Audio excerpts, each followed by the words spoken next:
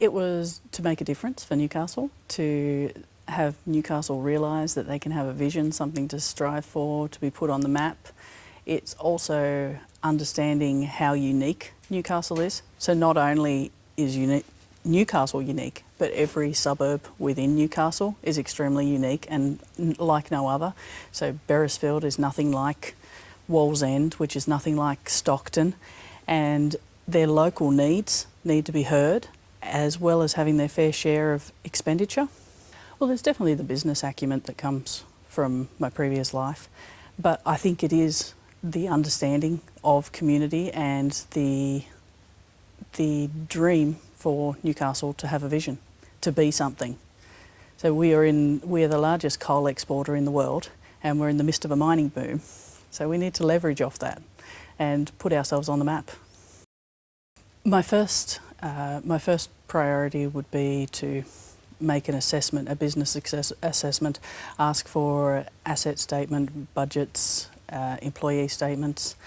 Then I would move on to formulate with the community a plan to be able to discuss with each sector of community, so not just rely on their councillors, but their councillors would obviously be their main port of call.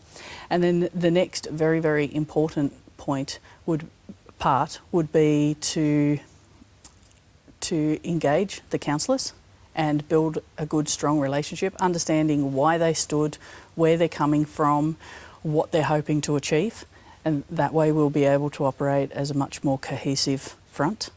And then work with those council groups and Newcastle as a whole to create a vision, to facilitate a vision which would give us city structure and direction and drive.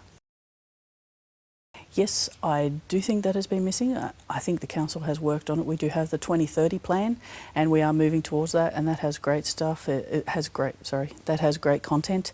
It looks at being an engaging city, very intertwined paths, buildings that reach out and engage the pedestrians, looking at really focusing on technology.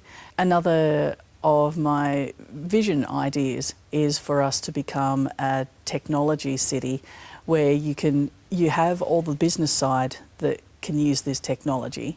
So being able to encourage surgeons to come in and operate on somebody on the other side of the world. This is the type of technology I'm talking about. And on the other side, you can leverage off that. You can make it the travel destination of the world to be a virtual gaming world. So you could put on a gaming suit and you can go into a big ball, you can run around and pick whatever reality it may be that you want to be playing in. Yes, I think the strength of having some ideas, and I do want Newcastle to come up with their own ideas, I'm not pushing my ideas on them. Yes, the strength of having a vision and the strength of understanding community as being unique and local and requiring their own attention. I don't think it would matter if you're male or female, as long as you have the drive and the compassion. Biggest challenge is getting your message out.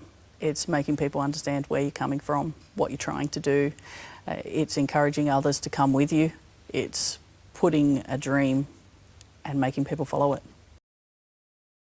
It's extremely, extremely necessary to get the politics out of local government. Local government is for local people. This is the interaction of local people, and we should not have philosophical ideas that come from another town, whether it be Sydney or Canberra, that dictate what we do here at a local level. These are local decisions, not party philosophy. Yes, I think it needs to be a mixture of different types of people, different backgrounds. Definitely strong independence will help our council move forward. That's a very difficult question. I'm not rating my chances. Well, it is a democracy, but I am standing as an absolute independent. I'm not handing my preference vote to anybody. I am just standing as an independent. I want to represent the City of Newcastle as a truly independent person. So I think that the council and the councillors need to work together, provide a unified front, and be very cohesive. We need to have our vision to strive for, because that vision will give our city style, and it could be a number of different styles that we choose, so it doesn't have to be exclusively tourism or exclusively something else. That leads us down all the way down into being able to make our local government decisions. So where we would like investment, where we would like more housing. We have a lot of issues out there that need to be solved, where we have a rental crisis at the moment. Local government can facilitate moving that.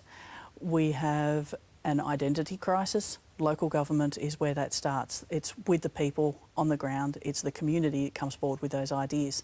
They may be they may be paid for by a different level of government, but it's definitely the streets of Newcastle that need to decide where Newcastle wants to go.